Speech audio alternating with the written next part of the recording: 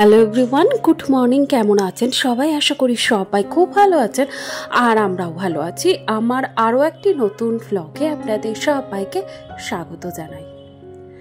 সকালবেলায় এক কাপ চা না খেলেই কিন্তু দিনের শুরুটা ঠিক ভালো হয় না। সকালবেলায় আশিবাসি কাজ সারছিলাম যখন, তখনই কিন্তু মা চা করেছিল এবং সেই চাটা ভাই আর বাবাই খায়, আমি তো তখন খাই না। আর যে কারণে একেবারে ফ্রেশ হয়ে এসেই নিজের জন্যে এক কাপ চা করে নিয়েছি। আর গতকালকে কিছুটা গুঁড়ো দুধ আনা হয়েছিল, তো সেখান থেকে অল্প একটু গুঁড়ো দুধ ছিল, তো সেটা দিয়ে ভাবলাম কি আজকেই চা করে খেয়ে নিই, কারণ দ্বিতীয় দিন থাকলেই তখন খেতে ইচ্ছে করে। তো যে কারণে আজকে সেই চাটা খেয়েই এখন এই তো চলুন ছাদে যাই। ছাদে গিয়ে যে জামা কাপড়ের বালতিটা নিয়ে গিয়ে একেবারে মেলে আসার সময় সিঁড়িটা ঝাড় দিয়েই আসবো। সকালবেলায় ঘর দোরগুলো ঝাড় দিয়ে মোছা হয় ঠিকই, কিন্তু এই যে সিঁড়ি, তারপরে সিঁড়ি রেলিং মোছা, এইগুলো হয় না। তবে এইগুলো মুছতে গেলে আবার বেলার দিক করে মুছতে হয়। তবে আমি যেদিন যেদিন সিঁড়িটা মুছে থাকি সেই দিন কিন্তু সকালের দিকে ঘরটা আর মুছি না, কারণ একই কাজ দুবার ঠিক করা হয়ে ওঠে না। যখন ঘরটা মোছা হয়ে যায় তখন কিন্তু আর ইচ্ছে করে না যে আবার আলাদা করে সিঁড়িটা মুছবো। কোন দিন কি কাজ করব সেটা কিন্তু আমি আগে থেকেই প্ল্যানিং করে রাখি। আর যদি প্ল্যানিং করে কাজগুলো করা হয় তাহলে দেখবেন একা হাতে আপনি যতই পরিশ্রম করুন ঠিকঠাক সব সময় মতোই কিন্তু সমস্ত কাজগুলি হয়ে যায়, আর সেগুলি গোছিয়ে পরিপাটি করে করা যায়। আর যদি প্ল্যানিং ছাড়া আপনি সব কিছু করতে যান তাহলে দেখবেন সারা দিনের যেটুকু সময় আপনি নিজের জন্য রাখবেন সেটুকুও কিন্তু আপনার হাত ছাড়া হয়ে যায়। তো সেই কারণেই কিন্তু আমি একেবারে প্ল্যানিং করেই সমস্ত কাজটা করে থাকি। আর এই তো ওইদিকে কাপড় জামাগুলো মেলে দিয়ে এসে ছাদে একটু হাঁটাহাঁটি করেছি, কারণ এখন আমাদের শরীরে বিভিন্ন রকমের সমস্যা হয়, গা হাত পা ব্যথা, হাঁটু ব্যথা, মাজা ব্যথা। এটা আগে হতো বয়স্ক মানুষদের, এখন কিন্তু সব বয়সী মানুষেরই প্রায় গা হাত পা ব্যথা তো হতেই থাকে। তবে এর একটা কারণ হচ্ছে ভিটামিন ডি এর অভাব। তো যেটা আমাদের শরীরে যদি না থাকে তো সেক্ষেত্রে ব্যথা বেদনা এগুলো কিন্তু দেখা যায়। তো ব্যথা, জয়েন্ট পেইন এগুলো কিন্তু হয় ভিটামিন ডি এর ঘাটতিতে। তো সেটার একমাত্র উপায় হচ্ছে, এক তো খাবারে সলিউশন হয়ে যায় খাবার খেলে, তবে কোন খাবারে বর্তমানে ভিটামিন ডি আছে কোনটাতে নেই সেগুলো গবেষণা করতে গেলে সেটা অনেকটাই সময় সাপেক্ষ ব্যাপার। তাই যেটা শর্টকাট রাস্তা, যেটা ডাক্তাররা বলে থাকেন, যে সকালবেলা একবারে ঘুম থেকে উঠে 12টা অবধি যে রোদ্দুরটা থাকে তাতে কিন্তু প্রচুর পরিমাণে ভিটামিন ডি থাকে। তো সেটা যদি আমরা সকালবেলায় একটু গায়ে লাগাতে পারি, সেটা যে কোনো মাধ্যমে, সেটা রোদ পোয়ানো হতে পারে অথবা হাঁটাহাঁটি করা যেতে পারে রোদে। তো এইভাবে কিন্তু আমাদের শরীরে ভিটামিন ডি এর আর কি ঘাটতিটা পূরণ হতে পারে। তো যাই হোক, এরপরে এই যে আজকে বেডরুম ক্লিনিং করব। সপ্তাহে একদিন করে আমি বেডরুম ক্লিনিং করে থাকি, সেটা আপনাদেরকে আগেও বলেছি। আজ হলো রবিবার, আর আমি সাধারণত আমার এই বেডরুমটা রবিবারে ক্লিনিং করে থাকি না। তবে আজকে একটু প্ল্যানিংটা চেঞ্জ করেছি, কারণ আজকে সোনা পাশের রুমেই শুয়েছে, তো যে কারণে বেডরুমটা ফাঁকাই রয়েছে। তাই ভাবলাম বেডরুমটা অনেকটা দেরিও হয়ে যায় পরিষ্কার করতে। তো আর সামনেই যেহেতু পুজো রয়েছে, জগদ্ধাত্রী পুজো রয়েছে, তো পুজোর মাঝখানে আর কিছুই করা যাবে না, তো সেক্ষেত্রে আরও অনেকটা দেরি হয়ে যাবে।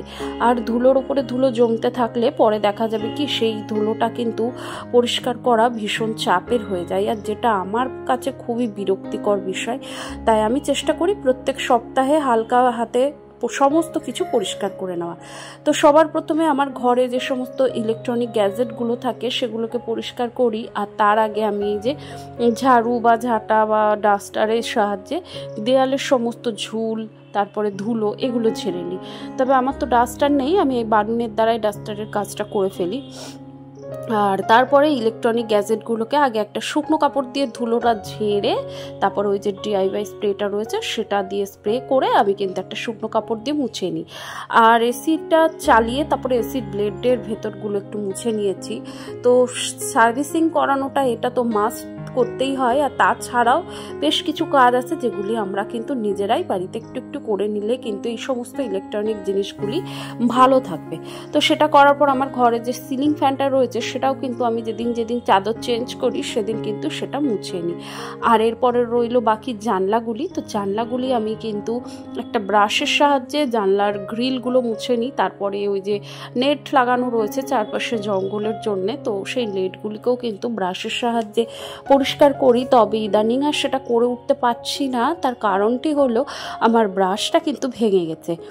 তো যে কারণে আর দ্বিতীয়বার সেই ব্রাশটা কিনছি করে কেনাও হচ্ছে না। আর যে জন্যে আমি প্রত্যেক দিন ওই যে বিছনাঝাড়ি যে ঝাঁটাটা রয়েছে সেটা দিয়েই কিন্তু আমি ঝেড়ে নিই। তো ওতে করেও হয়, তবে খুব যে একটা ভালো হয় সেটা বলবো না। তো তারপরে এই যে জানলার যে পাল্লাগুলি ছিল সেগুলিকেও সুন্দর করে মুছে একদম দেয়ালগুলিকে, এবার ওই পাশটা হয়েছিল ঘরের কিন্তু এই দিকটা আবার হয়েছিল না, তো সেই জন্য এই আলনাটা সরিয়ে তারপরে সমস্ত কিছু সরিয়ে নড়িয়ে সব কিছু ঝেড়ে ঝুড়ে এই তো এখন ঝাড় দিয়ে নেওয়ার পালা। আর এরপরে সমস্ত আমার ঘরের ফার্নিচারগুলিকে একটু হালকা হাতে ডাস্টিং করে নিয়েছি, যেটা আপনাদের সাথে আর শেয়ার করে উঠতে পারলাম না। কিছু কিছু বিষয় আছে যেগুলি আমরা মান্থলি না করে যদি সাপ্তাহিক করে নিতে পারি তাহলে কিন্তু আফটার অল আমাদেরই সুবিধা হয়। আর আমি আমার কাজগুলিকে সময় হিসেবে ভাগ করে নিয়েছি, এতে করে আমার কিন্তু অনেকটা সুবিধা হয়েছে, অনেকটা হেল্প হয়। কারণ একা হাতে সমস্ত কিছু মেনটেন করতে গেলে আপনাকে সময়কে ভাগ করে কাজে লাগাতে হবে, না হলে কিন্তু একার পক্ষে এত বড় বাড়ি পরিষ্কার করে মেনটেন করে রাখা সেটা কিন্তু সম্ভব হয় না। যাই হোক, আপনাদের সাথে কথা বলতে বলতে মাত্র 45 মিনিটের মধ্যেই কিন্তু আমি আমার এই অগোছালো রুমটিকে, অপরিষ্কার রুমটিকে একবারে ডিপ ক্লিনিং করে নিলাম। আর আপনারা চাইলেও কিন্তু এই ছোট ছোট টিপসগুলি ফলো করে উইকলি ক্লিনিংগুলি আপনারা করে নিতে পারেন। সেটা বেডরুম হোক, ডাইনিং রুম হোক, এইভাবে প্রতিটি ঘর কিন্তু আমি সাপ্তাহিক পরিষ্কার করে থাকি। আর যাতে করে আমার কিন্তু কাজের অনেকটা সুবিধা হয়, কারণ আমাকে তো আপনারা জানেনই একা হাতে সবটা মেনটেন করতে হয়। আর তারপরে আর গোছানো পরিষ্কার পরিপাটি থাকা হচ্ছে আমার নেশা একটা। তো এগুলির জন্যেই কিন্তু এইভাবে সময়কে ভাগ করে কাজে লাগানো।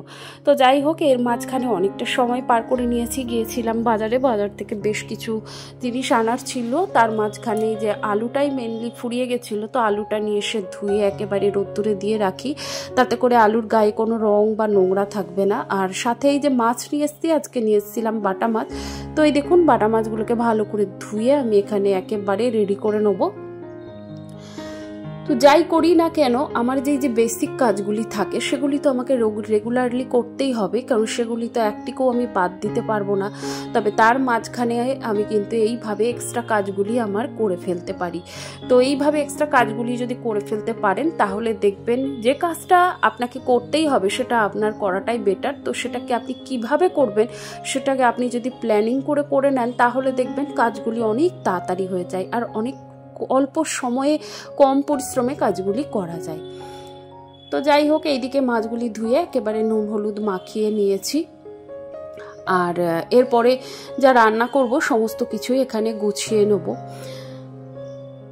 আর একটা জিনিস কি বলুন তো, আমি খুব সাধারণ সাদামাটা পরিবার থেকে এসেছি, গ্রামের মেয়ে বলতে পারেন, গ্রামের বউ বলতে পারেন। আমি এখন হয়তো আমি থাকছি কৃষ্ণনগরের শহরে, তবে আমার যে মেন যে শ্বশুরবাড়ি সেটা কিন্তু গ্রামে। তো সেই হিসেবে আমি কিন্তু গ্রামের মেয়েও হলাম, গ্রামের বউ হলাম। তো যে কারণে কাজগুলো গুছিয়ে করাটা হচ্ছে আমাদের একটা অভ্যাসের মধ্যে পড়ে, আসলে আমার একটা অভ্যাসের মধ্যে পড়ে। আর সব থেকে বড় কথা হচ্ছে কি, আমার জীবনযাত্রাটা খুবই সাধারণ এবং সাদামাটা জীবনযাত্রা। তো সেখানে ওই যে বললাম যে ঘরকুনো একটা মেয়ে আমি, তো আমার ছোটোবেলা থেকেই আমি ঘরকুনোই ছিলাম, এখনও যে অভ্যাসটা আমার মধ্যে রয়েছে। আর এই ঘরকুনো যারা হয় তাদের মধ্যে দেখবেন বেশিরভাগই কিন্তু ঘরের কাজকর্ম, ঘর গুছিয়ে করা, এই সমস্ত কাজগুলি কিন্তু ভালোবাসে। তো আমিও সেরকমই, তার ব্যতিক্রম নই। আমিও কিন্তু ছোটোবেলা থেকেই ঘরদোর গুছিয়ে গাছিয়ে সাজিয়ে রাখতে কিন্তু পছন্দ করি। আর আমি জানি আমাদের মতো মেয়েরা বা আমাদের মতো হাউসওয়াইফরা সবার মধ্যেই কম বেশি এই স্বভাবটা থাকে, তাই না? এখনও পর্যন্ত বাজারে কিছু কেনাকাটা করতে গেলেই কোন জিনিসটা আমার ঘরে দেখতে ভালো লাগবে, সেই জিনিসটা কিনে নিয়ে গেলে কি হবে, এইগুলোই কিন্তু আমি ভাবতে থাকি। নিজের জন্য জিনিস কিন্তু কমই কিনি, সেই সংসারের জিনিস যেটা আমার সংসারে কাজে লাগবে, যেটা আমার চোখের সামনে থাকলে বেশ ভালো লাগবে। আসলে কি বলুন তো, আমরা ঘরে চার দেয়ালে থাকি, তো চার দেয়ালের মধ্যে থাকতে থাকতে সমস্ত কিছু একঘেয়েমি ব্যাপারটা যদি একটু গুছিয়ে গাছিয়ে পরিপাটি করে একটু চেঞ্জ করা যায়, তাহলে কিন্তু এই একঘেয়েমি ব্যাপারটা কিন্তু থাকে না। আর এই সংসার করার মধ্যে বা জীবনে কিন্তু নতুনত্বের ছোঁয়া কিন্তু আসে, তাই না? তো যাই হোক, এদিকে আপনাদের সাথে গল্প করতে করতে রান্নাগুলি হয়ে গেছে। আর এরই মাঝখানে আবার প্রতিদিনকার মতো বলা কথা আবারও একবার মনে করিয়ে দিই, আমার আজকের ভিডিওটি আপনাদের কেমন লাগলো অবশ্যই কিন্তু কমেন্টের মাধ্যমে জানাতে ভুলবেন না।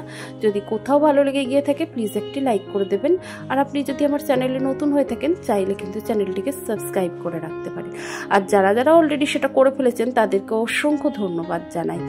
আর ওপাশে মাছের ঝোলটা বসিয়েছি, ভাতটাও প্রায় হয়ে এসছে, শুধু উপর দেওয়া বাকি রয়েছে। আর এদিকে করছি ডিমের অমলেট কারি, কারণ মাত্র 3টে ডিম ছিল বাড়িতে, তো সেই ডিমটা দিয়ে আমাকে রাত্রিরেও চালাতে হবে। আবার আমার সোনা কিন্তু মাছ খায় না, তাকে তো না খাইয়ে রাখতে পারবো না, তো যে কারণে ডিমের অমলেট কারি করলাম, যাতে সকলের হয়েও যায় রাত্রিবেলাটা, আর আমার সোনার কিন্তু দিনের বেলাটাও হয়ে যায়। তো যাই হোক, এই প্ল্যানিং করেই রান্নাটা করলাম। আর আজকে রান্নার চাপটা একটু কম রেখেছি, কারণ ওই যে বেডরুম ক্লিনিং ছিল তাই। তো যাই হোক, আমার রান্না হয়ে গেছে, চলুন বাড়ির সকলকে সার্ভ করে দিই। আর সাথে করেছিলাম মান ভাতে। তো যাই হোক, আজকের ভিডিওটি আমি এখানে শেষ করছি, আবারও দেখা হবে নতুন কোনো ভিডিওর সাথে। ততক্ষণের জন্য সবাই খুব ভালো থাকবেন, সুস্থ থাকবেন, সাবধানে থাকবেন।